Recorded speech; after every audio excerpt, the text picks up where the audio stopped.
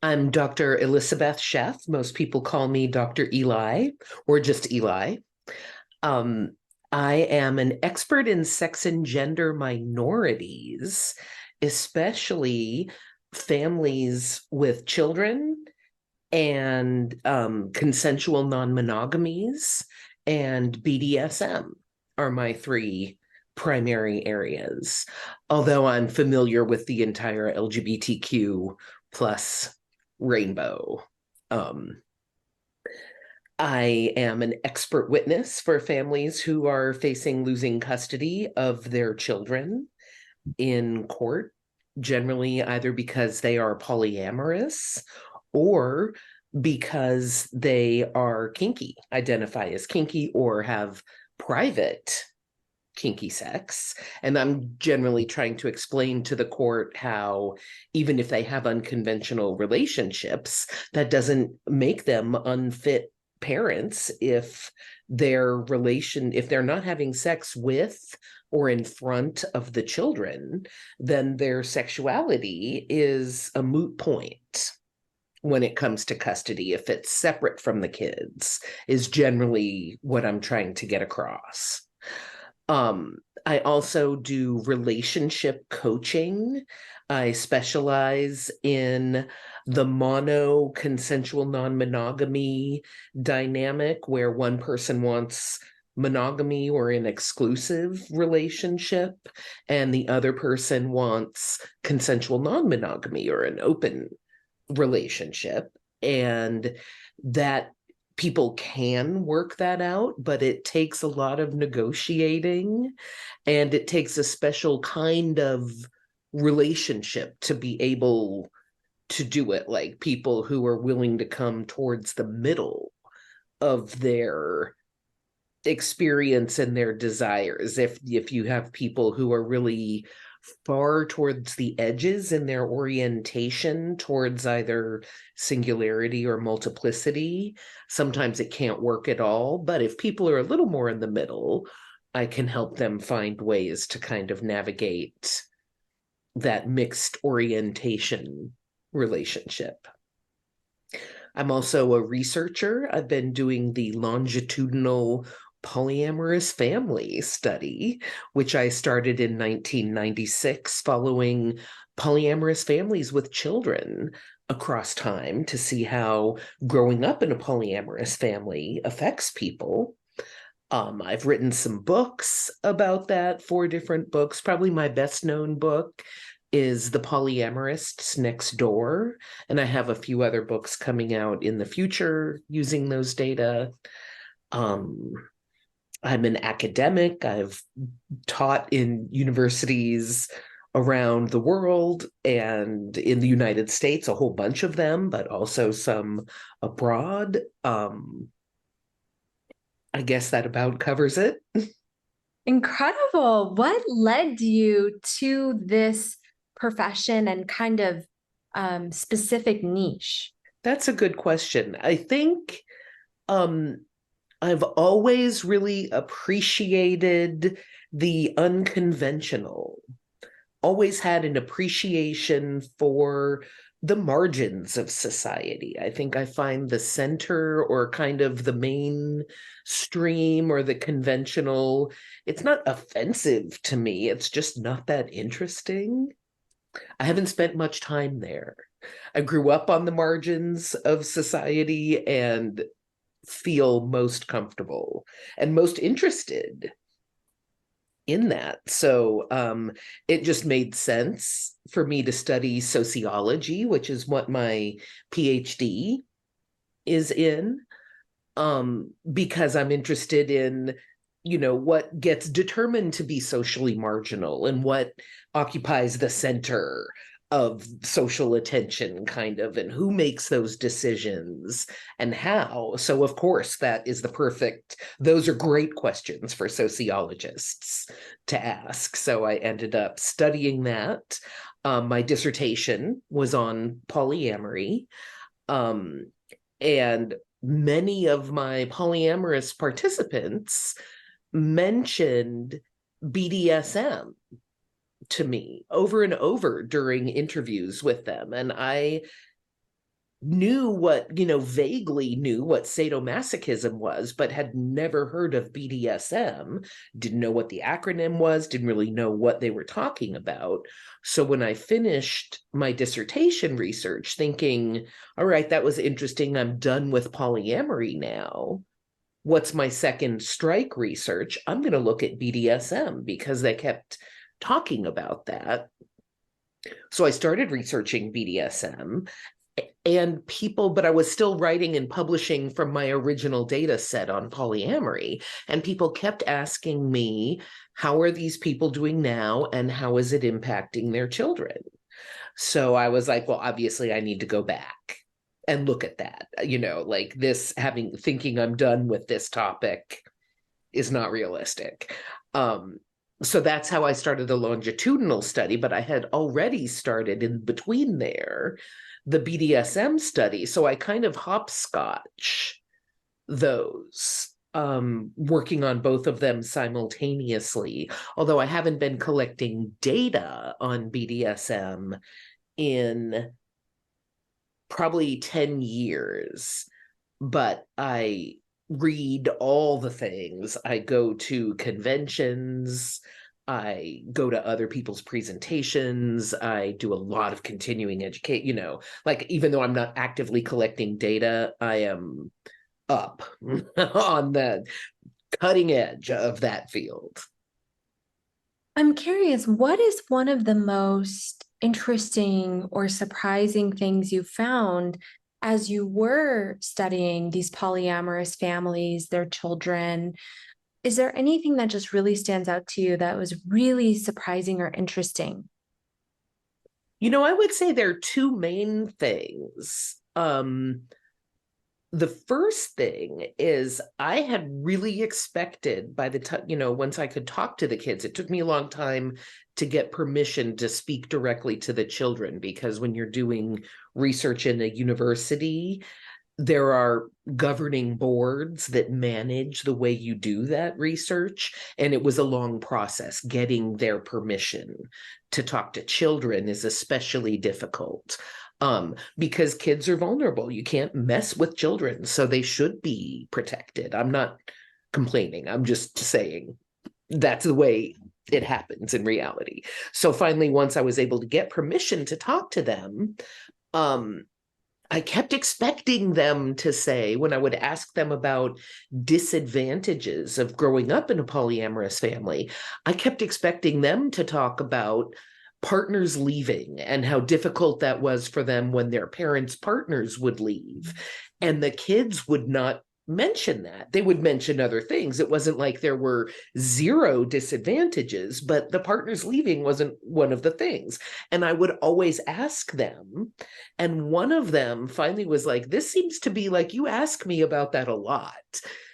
That's not a thing for me. Clearly, that's a thing for you. Like, you are bringing this expectation to this research. And I was like, oh, that's so true. Like, that is on me, wondering that. And and it's inappropriate for an ethnographer to kind of insert expectations into the setting. And I was like, oh, that kid nailed me. It's so true. But the most interesting thing then, so they said that, and then I was interviewing them again 5 years later. And then we were talking about that. And they were saying that it's not just that partners leave, that partners blend in to lots of different people leaving. Like they had a beloved babysitter who left because her family moved out of town and she went away. They had his mom had a big fight with his favorite aunt and they stopped speaking. A good friend of his older brother died. Like people leave was his point. And that learning how to deal with that is part of growing skills to be an adult in a complicated world. People will die, they will move away, you will have whatever, they will stop speaking to each other and it will impact you. And I thought it was so interesting that my expectations shaped who I was talking about leaving, when really it was a much broader experience for them. And the partners didn't stand out the way they would to me because of this study specifically. So I would say that's one of the big things. The other thing that really surprised me is that there are no specific disadvantages that only influence polyamorous families, that all the disadvantages are family disadvantages. Like partners leaving happens in polyamorous families, divorced families, families with someone who dies. Complex dynamics among the adults in the family happens in lots of families. Stigma against the family happens in LGBTQ families. It happens for interracial, interfaith families, and I have a feeling that stigma will lessen in the future. If we look at the history of family stigma in the US, it used to, for instance, be a really big deal if people were divorced. Like their children carried social stigma of, oh, divorced family was such a big deal. Now it's a big nothing. Similarly, with interracial families, still, depending on where you are in the country, if you are in, for instance, Atlanta, in an interracial families, nobody cares. Nobody cares. Maybe other parts, sure, but or not Los Angeles, not New York, not Seattle. For much of the country, being in an interracial family is a big nothing. So that changes. My main point is that there are disadvantages, but they're all family disadvantages. There's no special disadvantage that comes with being polyamorous. But there are special advantages that other families don't get, which is really interesting. I would say the biggest one is that if the parents fall in love with someone else, in a polyamorous family, it doesn't have to mean the family breaks up and there's a divorce and there's this, lots of anger and problematic, you left me for her, you jerk kind of thing. The polyamorous family can be like, yay, more love, come on in. We love that. Let's, be nice to my children. And the partners are super nice to the kids because they want to be in good with the family. So the partners are like the fun auntie and uncle. The partners put a lot of effort into positive relationships with the kids. So the kids really like that. So on that level, they get the benefits of an extended family, that people don't get that often, like having really close-knit family members, almost like a grandparent or an auntie or an uncle living with you and taking care of you and things like that. So the whole family benefits from the extended network in a way that extended families benefit as well. But that one thing of not having to break up if you fall in love with someone else turns out to be a pretty significant advantage for lots of families. It's interesting because as you were sharing the specific advantage that you found in polyamorous families, which is that essentially when variety is introduced through another partner, like you mentioned the exact example of someone falling in love with someone else, what I heard you say was the kids don't lose from that, and neither do the partners necessarily. There's not the loss that typically happens in traditional. Right, or more conventional or monogamous. Okay, yeah, conventional or monogamous relationships. And it's interesting that you say that because my own personal experience, I do come from a divorced family and my dad remarried, and, and so there was that loss and that awkwardness and that, that whole dynamic. And I have grown up and I've always thought, but what if, what if it could be different in the sense of, even if they didn't want to be polyamorous, I get that, they're not. If the mindset, because there's almost like this ingrained mindset of, okay, a divorce happened, we're enemies now, I don't like your new spouse, and I'm going to cause problems for you guys. Which, yes, when there's kids involved, who does that really, like, who truly suffers? It's like the kids, right? So that ingrained mentality of like, we're enemies and that new partners are enemies hurts the kids. Whereas I like this model, this formula. It's the mentality of, no, this is an additional person to give the kids love. The kids don't have to experience loss here. Of course, like in that scenario, there's going to probably be loss or hurt feelings in one of the parents' side, right? But at least as far as the family goes, and the kids go, that doesn't have to be their problem. It can be introduced as, yes, there's someone else to just love on you. Or yeah, coming from personal perspective, I really like that mentality that's there of like, this is someone to love everyone else and for everyone else to love.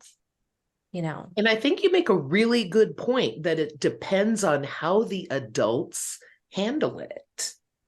Like, you can't make these sweeping statements about any relationships. Non-monogamous relationships won't last. Monogamous relationships are prisons, whatever. Like, depending on how the adults handle it, non-monogamy can be fantastic, or platonic co-parenting relationships, if people treat each other well and make it so you can be friendly with your ex's new partner. Not even that people have to be having sex, but just if the adults treat each other well, like, hey, we're going to have an ongoing relationship. Maybe our romantic status changed, but how do we resolve things in a way that our ongoing relationship is positive and we can continue to support each other and show up at graduation dinners together and be happy to see each other?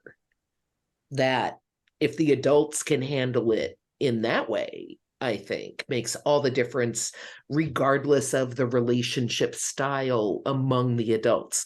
Because the kids, if there's something that's abundantly clear from my research, the kids don't care about their parents' sex lives. They don't want to know, they don't want to hear about it. So whether mom and dad are having sex, whether the parents are having sex with anybody else, the kids are like, keep that over there.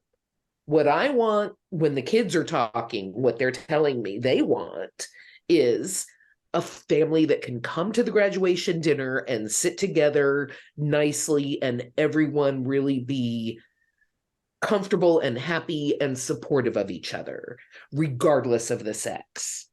So adults, let's commit to our children, regardless of whether we're having sex with their parents or not. Okay?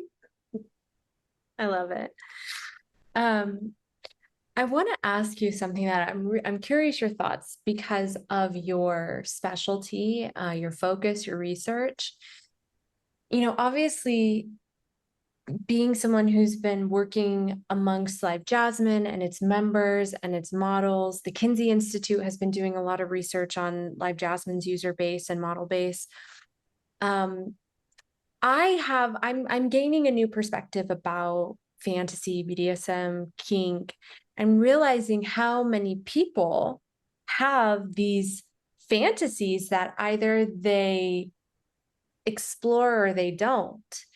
But they're more common than I think what I thought prior.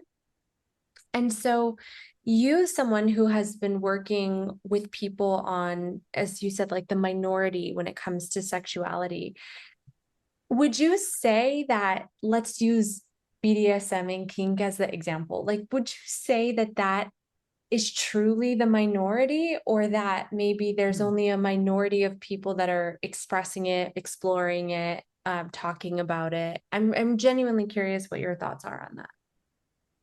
That's a great question. I think it depends on where we draw the line.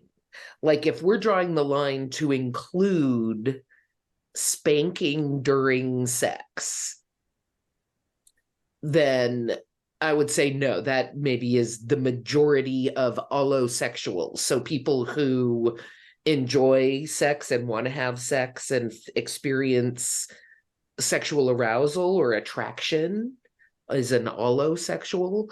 And I would say in terms of experience with that or fantasizing about that, the majority, and research backs up that depending on how you define it, at least 70% of people fantasize about BDSM activities. Whether then, 70%. That's Depends a large really. number. It's That's huge. large. Yeah. Huge. With the small caveat that, and Kinsey has talked about this quite a bit too, actually, that people who are willing to respond to questions about sex are already a little more sexually open than people who would never consider even answering any of those questions, who just feel like, oh no, that's private. We don't tell anyone anything about that. I can't believe you even asked that question. Those folks are going to be more conservative. So of the people who are open enough, even in just privacy of their own mind, to think about it and answer anonymously, 70% of those folks fantasize about BDSM activities. So if we zoom way out and include anything from role play, lots of people include role play. Oh, you're so naughty in their sex. Lots of people include like holding each other down, even briefly. Lots of people include kind of rough things like ripping each other's clothes off. Literally, like the sound of ripping fabric can be really fun for some people. And the feeling of having your clothes like ripped off can be really fun for some folks. But does that count as BDSM? That's where, as a sociologist, for me, it counts if people think it counts. If it counts for them, then absolutely. But if they don't conceive of themselves as a kinky person or someone who enjoys rough sex or practices BDSM or something like that, I'm very hesitant to say that even if their behavior is that of someone who is a kinky person, if they don't think of themselves that way, then they don't move that way socially in the world. It is still a minoritized position or identity, especially when it comes to power, which is ironic because BDSM is all about power exchange. And not all, that's not the only thing people do. That was not accurate. Power exchange is a significant element in BDSM, where people play with granting each other dominance and submission in specific ways and arena, like negotiated interactions and scenes. So they think and talk a lot about power in BDSM, but outside of that, in terms of kind of mainstream society, it's a disempowered identity. It's stigmatized, meaning mainstream society looks down on it. That means some people who fantasize about kinky sex, some people who've maybe even tried elements of kinky sex, when they hear about kinky sex, let's say they're on a jury or something that's dealing with kinky sex, their mind immediately goes to like the most extreme, the most kind of publicly visible shock element that isn't necessary. They're like, oh, that's other.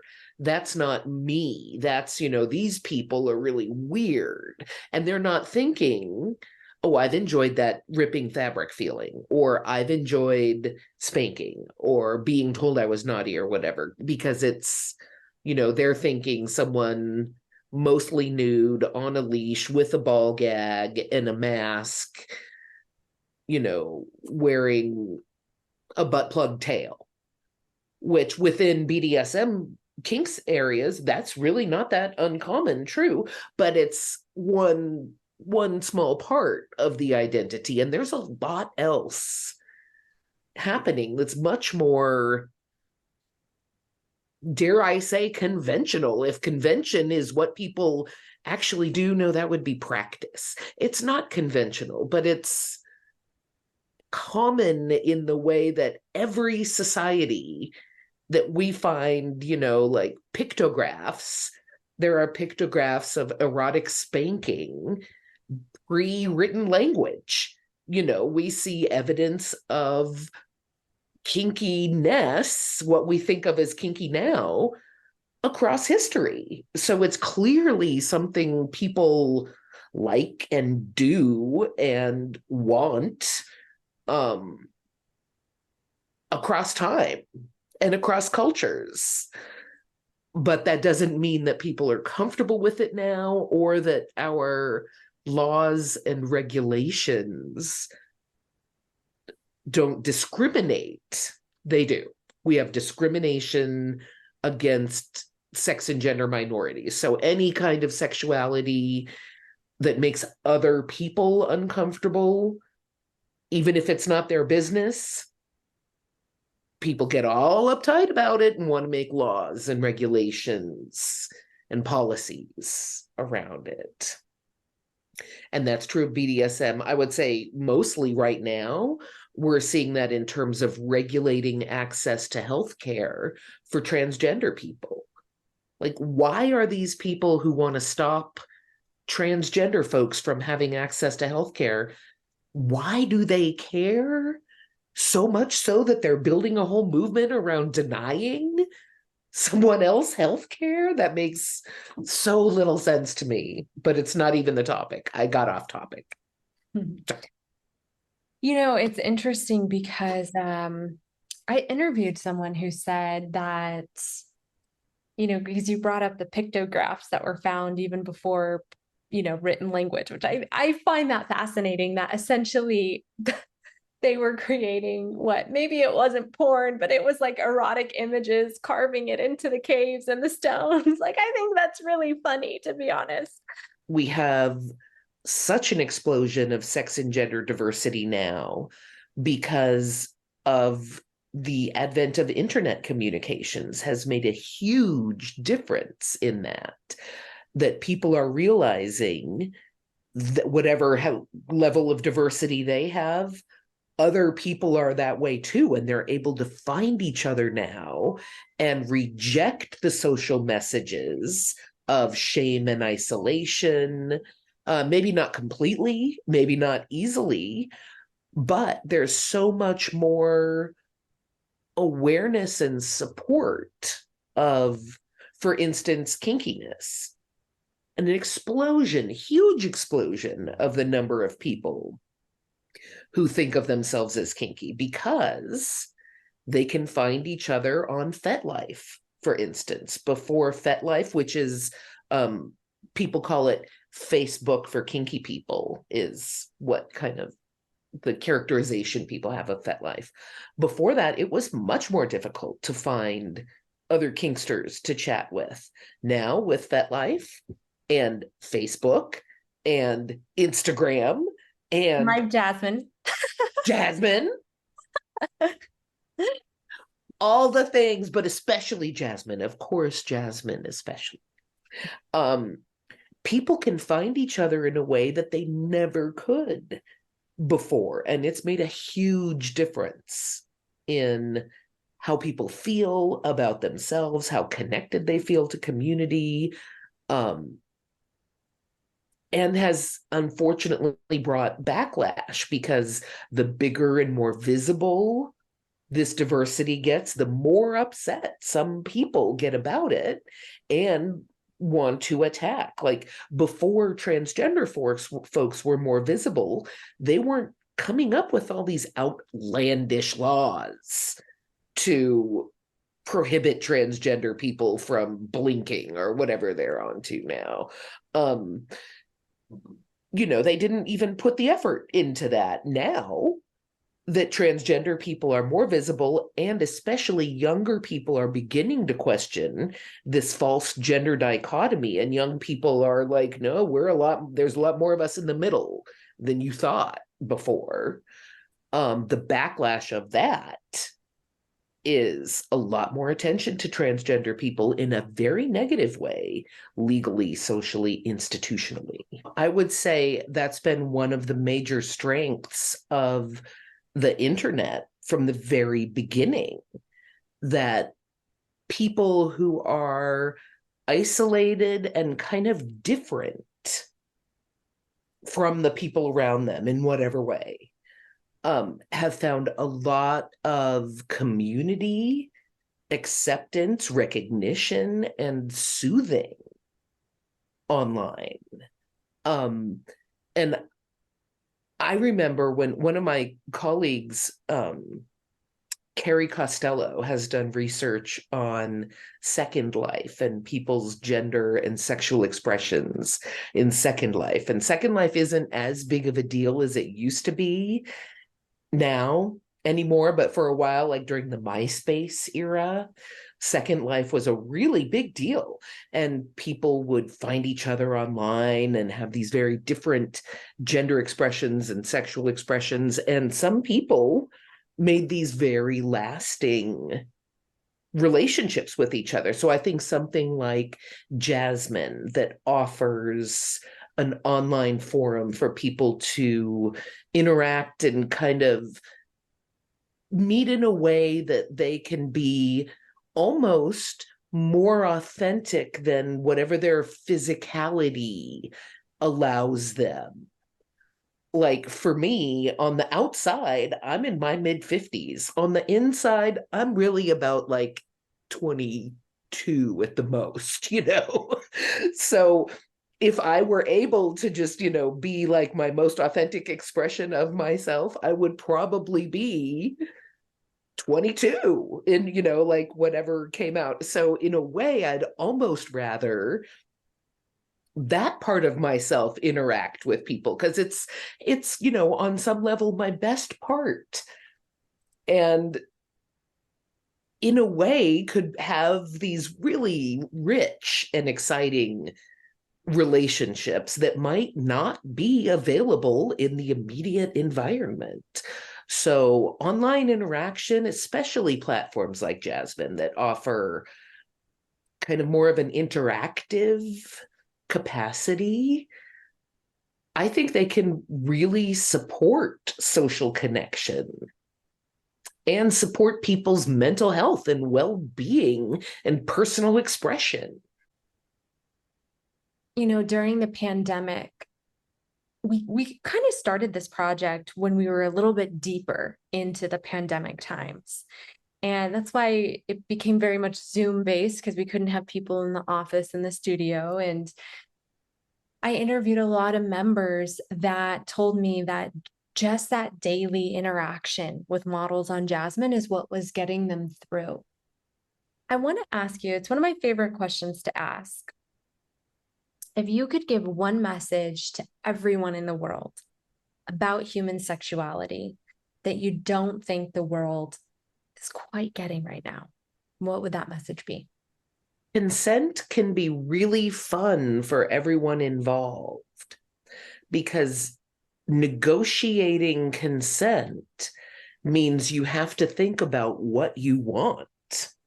And thinking about what you want and expressing what you want can be fun in and of itself. It can be great readiness for sex, getting each other hot and bothered by talking about what you want to do to and with each other and from each other.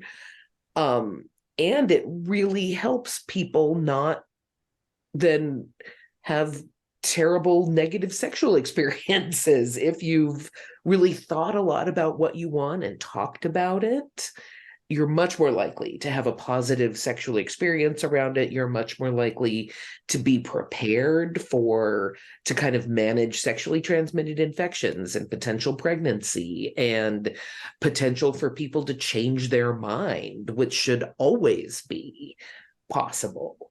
So consent kind of comes across as this punitive idea when really consent is about pleasure and negotiating how can we all have pleasure together.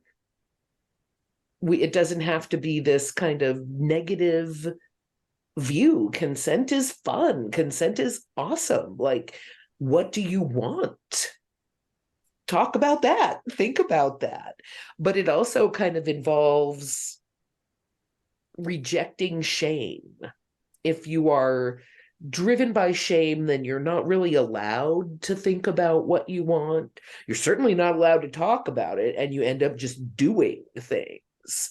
And then they may be the things you want, they may be the things your partner wants, but they might not be, especially if you don't talk about them. You may end up doing things that you look back on and you're like, oh man, that was bad. So don't let shame drive, let pleasure drive your discussions around consent. And mutual respect is hot. I love that. Yeah, that's great. And I love that you've brought in the pleasure element, and remembering to focus on pleasure and finding this place where both people are happy. That's a great place to be. Or all the people. If your consent involves 12 people, then yay, you dozen. You go. Yes. Find the pleasure, find the happy. I love it. My final question for you is, on an individual and collective level, how do we move forward in creating a more sexually well and accepting society? I definitely think letting go of shame means letting go, on the one hand, of these religious ideas that if people choose them, fantastic, have your religion, that's awesome.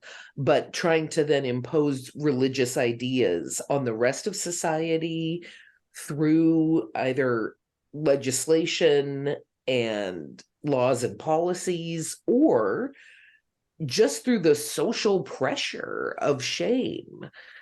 I think if we put less shame on each other and ourselves, we could all be nicer and kinder to each other, and we could really use some kindness. Now, it's a kind of a harsh world, and kindness in whatever form.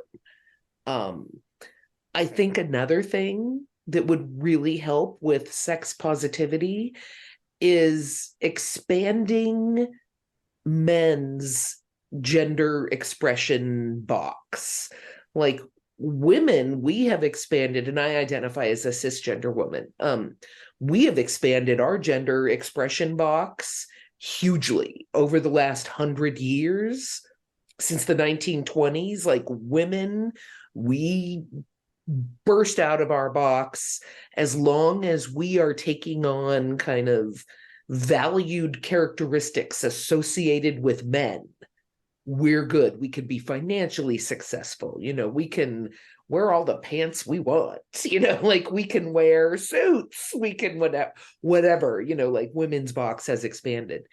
Men's box, it was bigger to begin with than women's box, but the men's box has really barely budged in the past 100 years in terms of their gender expression. And it really sucks for men, and it puts a lot of strain on society, because we have these on the one hand, these really high expectations of men now, like be a dad, be a good dad, be a better dad than your dad was, be more involved.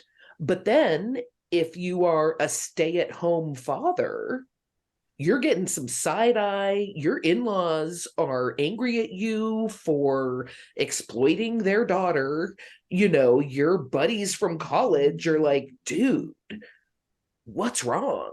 You know, like, we don't really support men expanding if it means taking on things that have been traditionally feminine, like taking care of kids, like cleaning up around the house, like doing relationship maintenance, writing thank you cards, things like that. Like, we tell men we want them to do that, but if they do it, we treat them like shit, you know, and it sucks. So how about some true support for men moving into previously feminine space? I think that would make a huge difference in gender equity and decrease in sexual and gender violence and increase in satisfaction across the board, because the tiny little boxes that men have to smash themselves into require them to chop parts of themselves off in order to fit in such a narrow, confining space. And it's not good for men. We see negative impact on their well-being because they can really only be angry or stoic. You know, if they express any other emotion, somebody's going to be like, dude, that's gay. Well, first of all, there's nothing wrong with being gay. It's fine. But second of all, it is not gay to have an emotion. And can we stop using gay as like a threat to men? Very well said. Yeah. Thank you so much. Thank you for having me. This has been a fun conversation. I appreciate it. And thanks for everything Jasmine is doing for sex positivity. Thank you. Thank you. I really appreciate that.